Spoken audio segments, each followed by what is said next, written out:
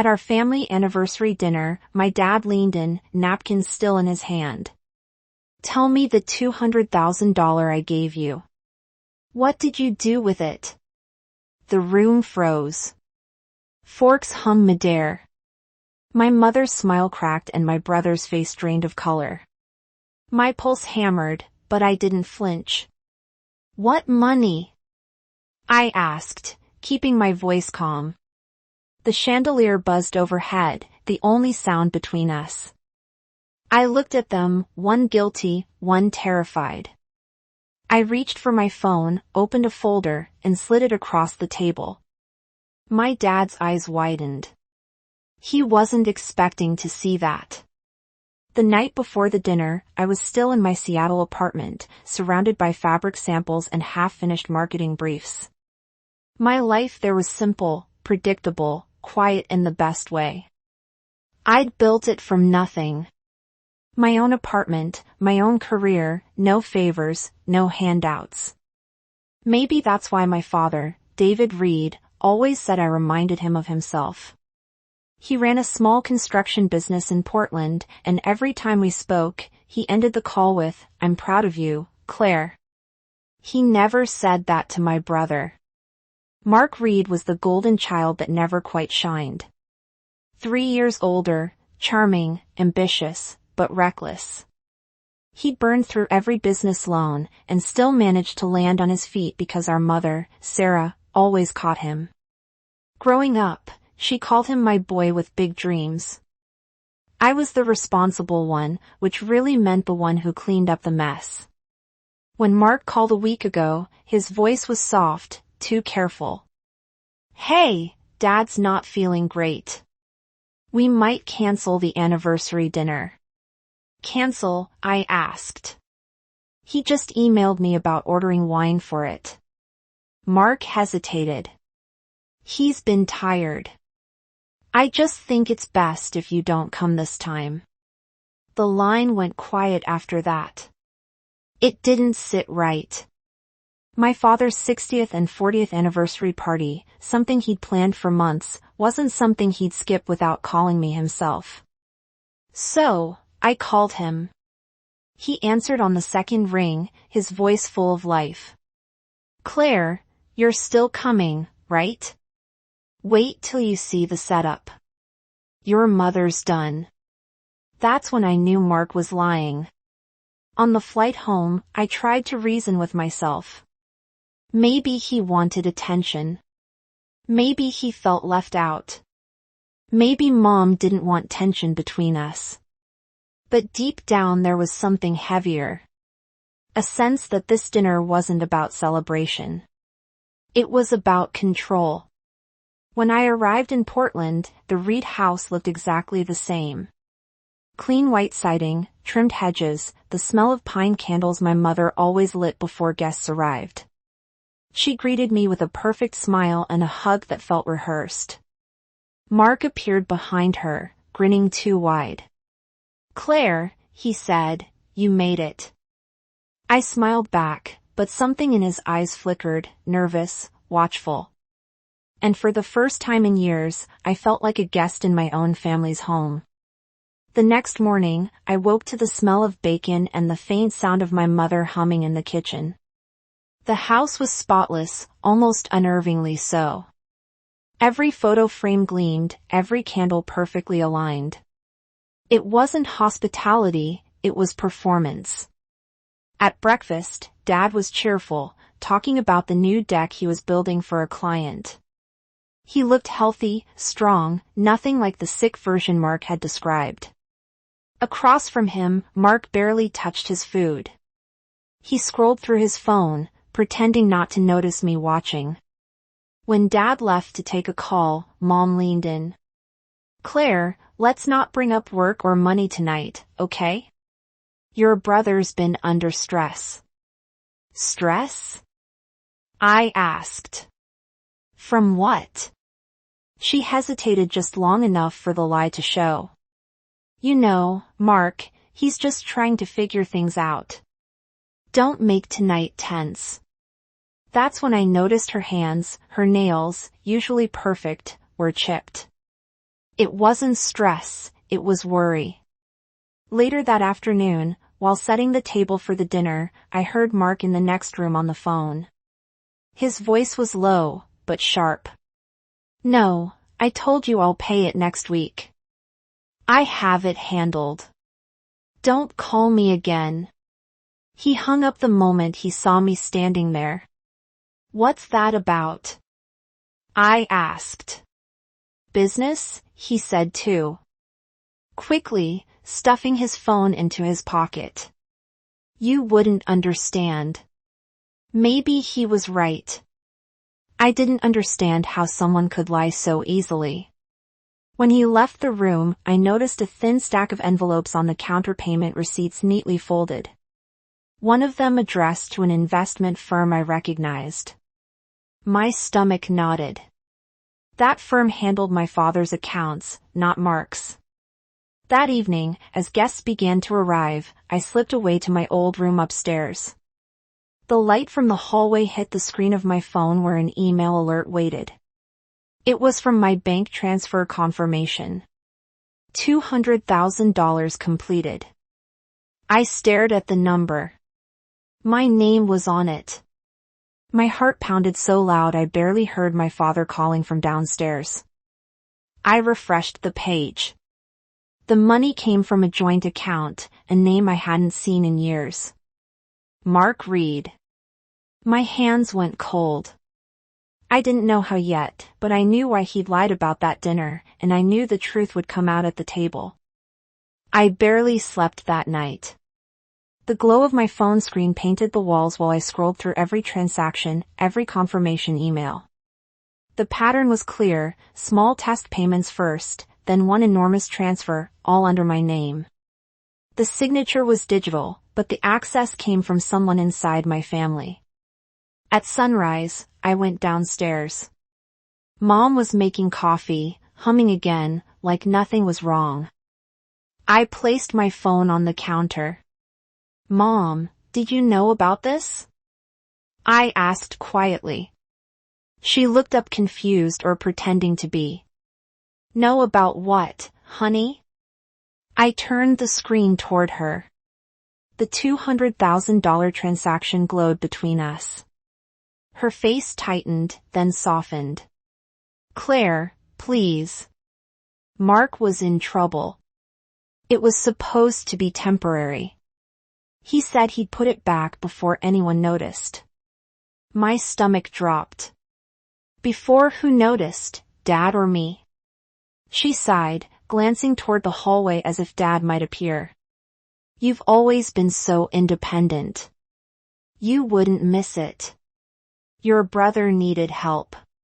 That sentence landed harder than any slap could have. You wouldn't miss it. I picked up my phone and walked out before she could say another word. I drove to meet Aunt Helen, the only person in this family who never played favorites. Her diner smelled like burnt toast and coffee, comforting in its honesty. Aunt Helen didn't even look surprised when I told her. "I figured as much," she said, sliding a folder across the table. "He came here last month bragging about some investment deal, paid for lunch with $100 bills. I kept the receipts. Inside were payments, watches, hotel bookings, luxury purchases, all dated within the same week the money disappeared. I took photos of everything, sent them to Susan Evans' dad's lawyer and an old friend from college. She called within minutes. "Claire, this isn't a misunderstanding. This is financial fraud. If your father thinks you took it, you need to clear your name fast." "I'm not confronting him yet," I said. "Not until they're both in the same room." Susan paused. "Then make sure you have proof ready." I smiled, a bitter kind of calm washing over me. "I already do." That night, while Mom set the table and Mark poured wine, I sat at the far end, my phone resting beside my plate, the same folder I'd shown you in the beginning. That folder was ready, and so was I. The dinner began like every other family celebration. Too much wine, too many polite laughs, and just enough tension to choke on. The chandelier above the table cast soft gold light across a feast my mother had curated like a magazine spread.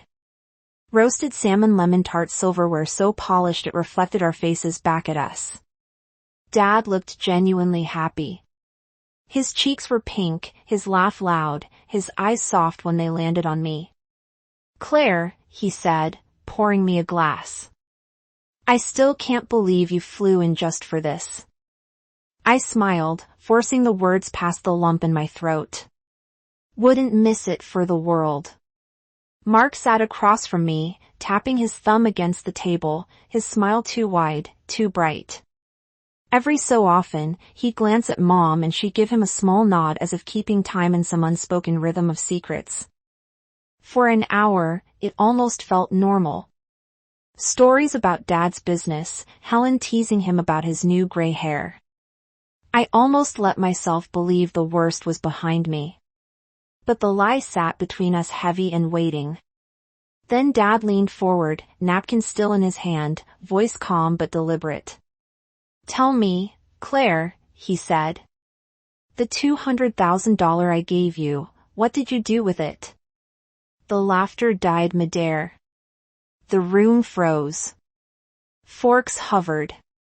My heart slammed once against my ribs, then stopped. "What?" I whispered. He didn't blink. "The $200,000. I transferred it months ago. Your brother said you were using it for something private, but now I want to hear it from you." My mother's face went rigid. Mark's hand tightened around his wine glass. I swallowed, feeling heat crawl up my neck. "What? $200,000?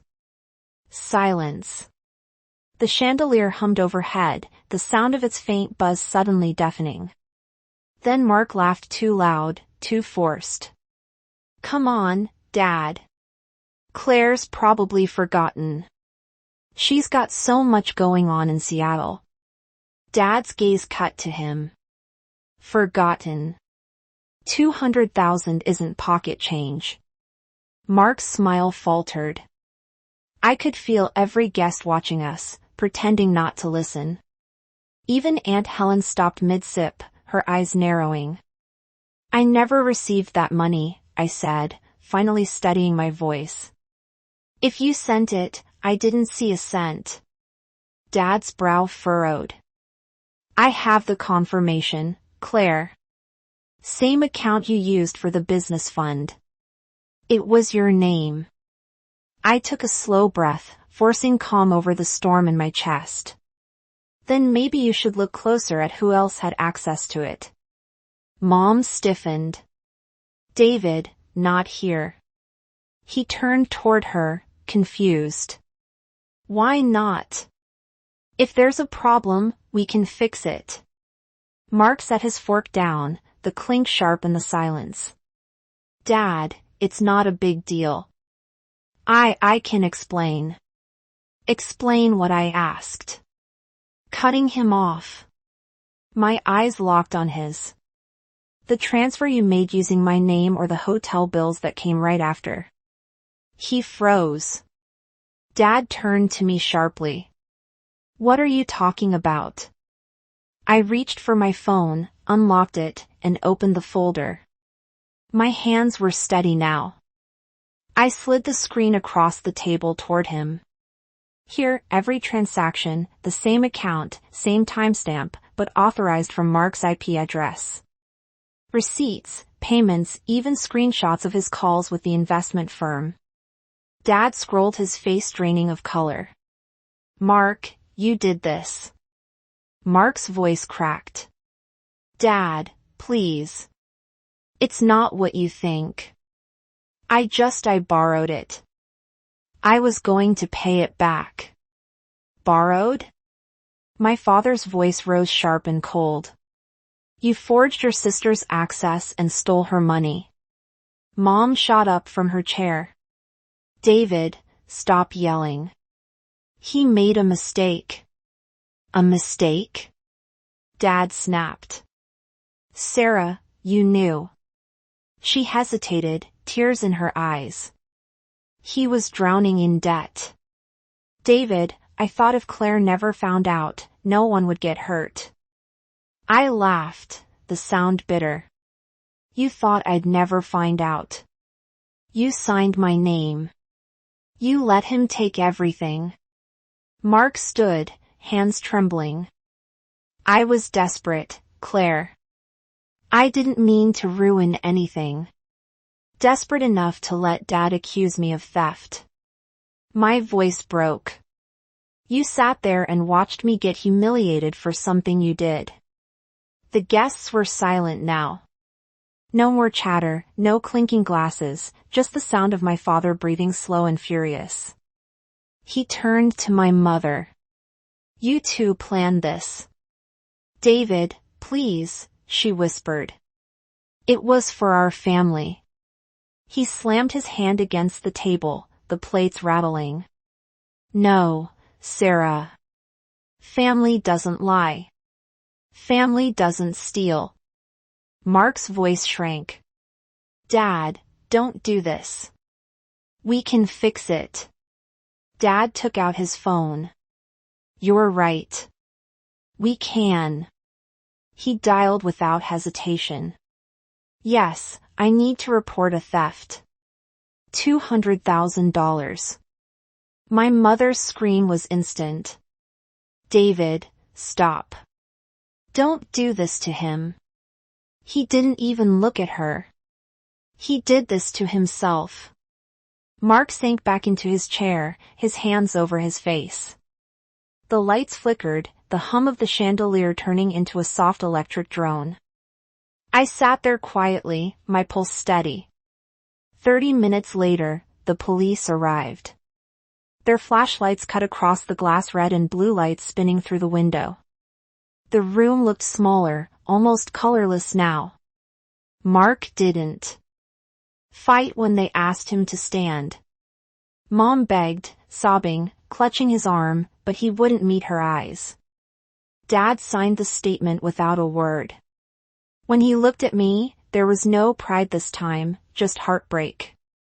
Claire, he said, voice rough. I'm sorry. I shook my head. You believed what they told you. You had every reason to. He reached for my hand, but I pulled away gently. You wanted to know what I did with your money, I said. I protected it from them. The officers led Mark out. Mom followed, shouting promises that no one believed anymore. The door slammed behind them, leaving only silence and the faint echo of sirens fading into the night. Aunt Helen came over, placing a hand on my shoulder. You did the right thing, she whispered. I looked down at the folder still open on the table. The screen dimming. Maybe, I said softly. But it doesn't feel like it. Dad sank into his chair, rubbing his temples. I raised them both, he muttered. How did we end up here? I didn't answer. There was nothing left to say. Outside, the lights of the patrol car reflected off the window. The same cold shimmer that had once come from our chandelier. And in that moment, I realized something simple and final. Sometimes justice doesn't sound like victory. It just sounds like silence. The weeks after that dinner felt unreal, like walking through a house that still smelled like smoke after the fire's gone out. Portland was quiet. The headlines faded. The whispers around town did not. Mark's name came up in court documents then, in pitying conversations my mother could no longer control. Dad handled everything through Susan Evans, his lawyer. The charges were clear. Identity fraud, unauthorized transfer of funds. Mark avoided jail through a plea deal, but the restitution order was firm: pay back every cent or lose everything he owned.